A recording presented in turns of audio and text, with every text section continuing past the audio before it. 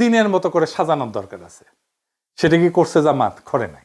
আমরা কেউ কেউ বলছেন জামাতের মন্ত্রিসভা কেমন হবে, কারা জামাতের ফেস হইয়া সাধারণ মানুষের আর দুনিয়ার সাথে ডিল করবে। ডাক্তার শফিক সাহেব কি ডিল করবে? মানে হাসিনা নেতা হইতে পারবে কিন্তু ডাক্তার শফিক হইতে পারবে না, যেহেতু ওনার মুখে দাঁড়িয়ে আছে আর মাথার টুপি আছে। পাবলিকে ভোট দিলেও পারবে না, ডেমোক্রেটিক্যালি একটা ইলেকশনে জিতে আসলেও পারবে না। মজা আর কি।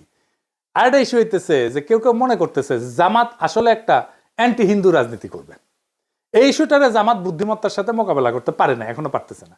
সে হিন্দু সম্প্রদায়ের সাথে এনগেজ কিভাবে হইতে হবে সেটা ধরতে পারে না। একবার জামাতের হিন্দু শাখা করে এইভাবে, আর একবার গোবিন্দ প্রামাণিকের হাত ধরে। আপনারা এখানে এসেছেন জামাতুল ইসলামের ডাকে। জামাতুল ইসলাম শুধুমাত্র একটা রাজনৈতিক দল নয়, এটা একটা ইউনিভার্সাল ইউনিভার্সিটি।